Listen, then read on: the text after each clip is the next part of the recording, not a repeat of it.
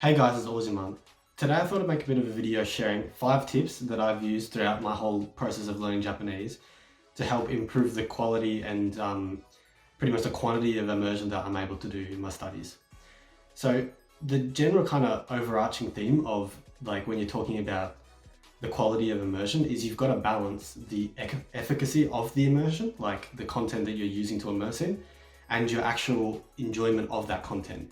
And finding a balance between these two is the most difficult thing and pretty much the whole task when it comes to talking about finding good immersion and immersing effectively. Okay, so tip number one, pretty much the biggest thing that you can do to increase the efficacy of your immersion is you want to find pretty much the immersion, the source of immersion which is most comprehensible for you.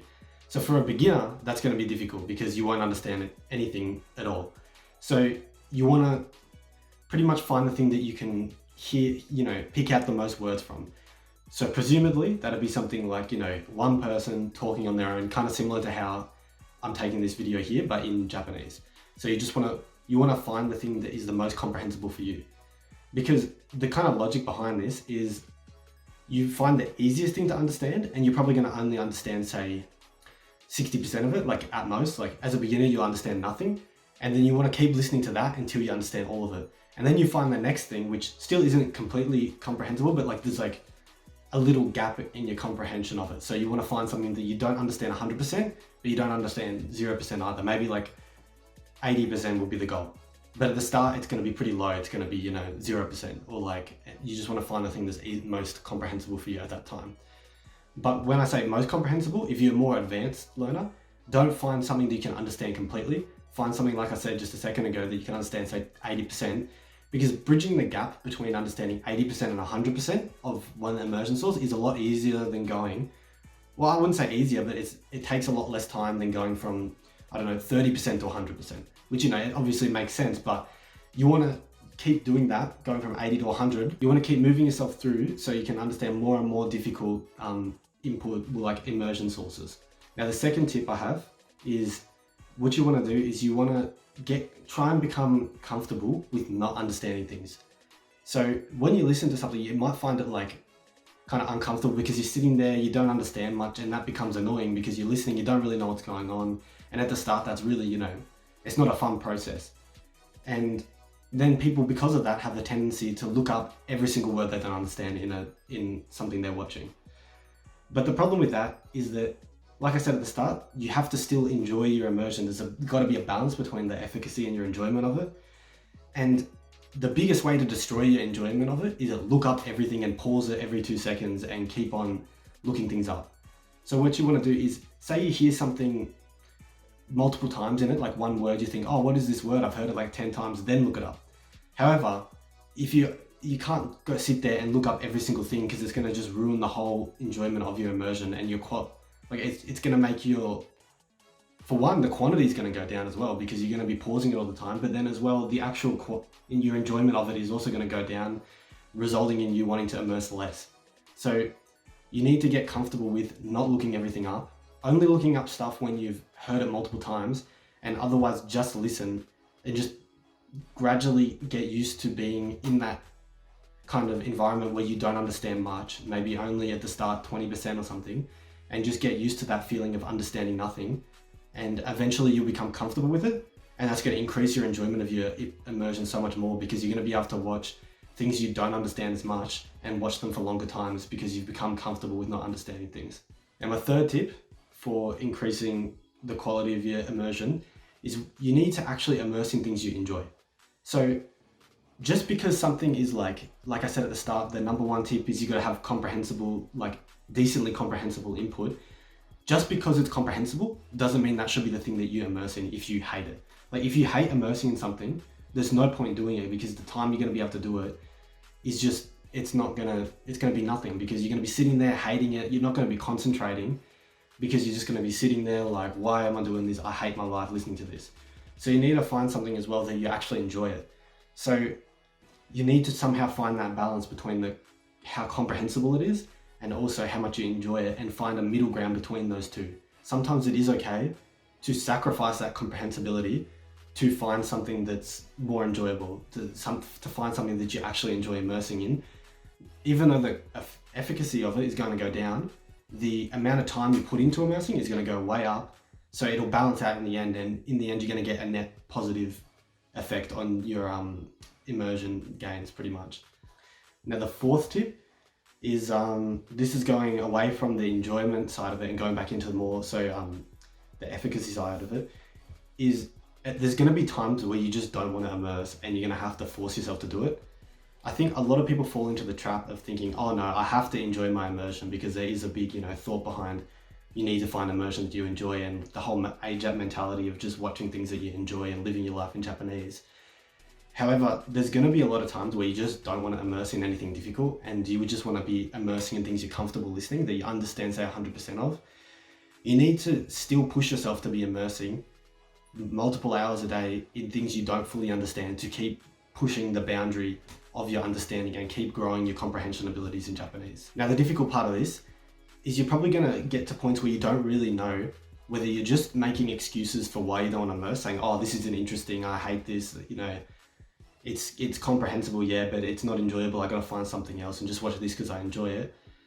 And you're going to get caught between that mindset and not know if that's what you're thinking, or whether you're just being lazy and don't want to immerse and don't want to keep pushing it. Because obviously it's not a comfortable process to keep immersing in things you don't fully understand, because it's very, again, it's very difficult to enjoy and get used to immersing in something you don't understand, get comfortable with being in an environment where you don't understand everything.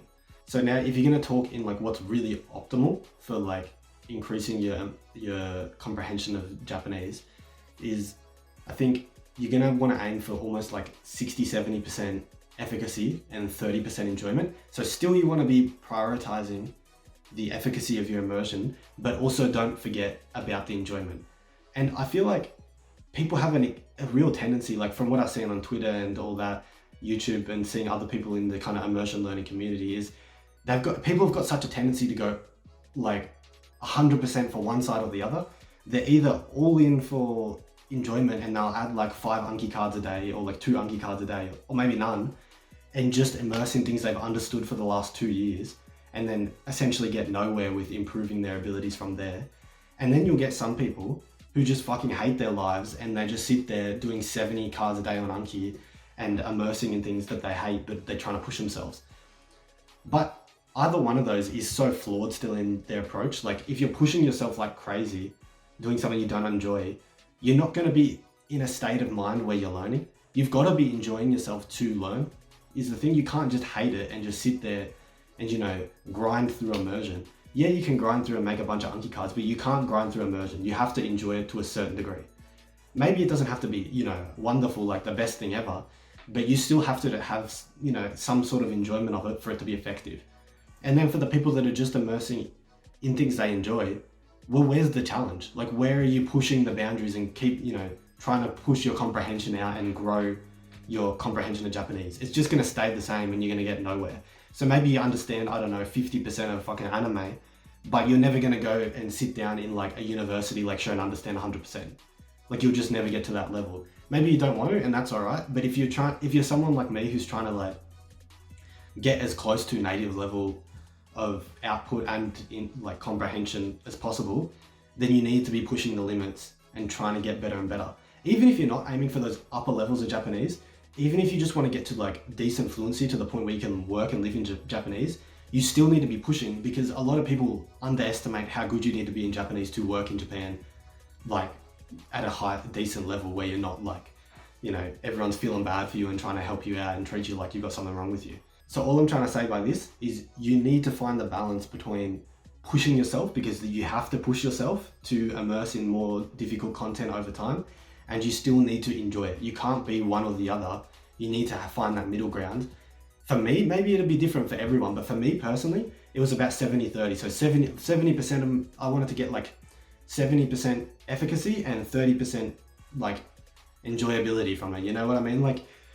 You don't want to go all of the other, but for me, I personally felt like I could push myself further by trying to extend the hours I was immersing and extend the difficulty of what I was immersing in. And I still enjoyed that. But some people might be 70-30 the other way, 30% efficacy. But still, I think you should aim for more than 30% efficacy, because I don't think it's going to get anywhere if you're not trying to push it a little bit. Like it should be like at minimum 50-50. And if you want to push yourself more, I think go for it. But at the end of the day, you're trying to get really good at a skill, like which is Japanese. And people say, oh, it's not a skill like maths or anything else, but it's still a skill and it's still something you have to work hard to achieve. So there can't be just that pure mindset of, oh, just have fun and you'll magically know Japanese. Yeah, maybe you will to a certain degree, but you'll never get that good. So you need to still be pushing yourself a decent amount to get good. So the fifth and final tip I have for improving your immersion and input is what you need to find stuff that's actual natural input, like natural immersion. So what I mean by this is if you've seen my other videos, you'll know what I mean. But say anime, for example, is not a natural immersion source. They talk ridiculous. It's like trying to learn English through only watching SpongeBob. Like how far are you gonna get, really? You're gonna end up sounding like an idiot when you try and speak because you're imitating that. So you gotta find something that's more natural. So say for example though, you wanna, your whole goal with Japanese is just to understand anime, go for it. You know, if that's what you want, then sick mate, go for it. It doesn't matter then, you can do what you want, just watch anime all day. But if you're like me and you actually want to use your Japanese in Japan and like do something with it and understand, like, you know, speak like a normal person, it's not a good idea to spend over 50% of your time immersing in really unnatural Japanese. You want to find natural sources like podcasts, you know, YouTube. Just TV is like okay still, as long as it's unscripted. But you need to find stuff that's just normal people, just speaking unscripted, just talking like how I'm talking now. Because that's the only time you're going to hear the natural sounding language on the internet, when you're not living there and talking with people and hearing it all around you. So I think this is what, in my opinion, probably separates me from a lot of other people who in this immersion learning community of like the reason why I managed to get pretty good pretty quickly is because I was, for one, doing all the things I've just said. But the biggest thing to me is like, I've been watching group YouTubers and just natural conversations from day one, all the time. I never spent time listening to anime and like getting myself mixed up with natural Japanese and non-natural Japanese. So I never had to think about it. And from the day one, when I started outputting as well, it all came from that natural Japanese that I've heard people speak on YouTube and all stuff like that. So yeah, that's my 5 basic, you know, kind of foundational ways you can improve your immersion and input in Japanese. Of course, there's more things that you can do other than just this, but in this video, I thought I'd just lay down the foundations and talk about, you know, the real basics of how you can start to, you know, drastically improve your immersion in Japanese and make it more worthwhile and worth your time that you're putting into it. If you're interested to see more videos on immersion and immersion learning in general, just put it in the comments if you've got any questions about it, and I'll probably make a video on it in the future. Also, I've still got a Discord for people learning Kansai or any Japanese dialect, so join that if you're interested in that. And I've also got a Patreon if you want to support me or like get some access to some Q&As I'm going to be making, and as well some like language plans and stuff. Just check it out if you're interested. But yeah, that's it for this video. Thanks guys.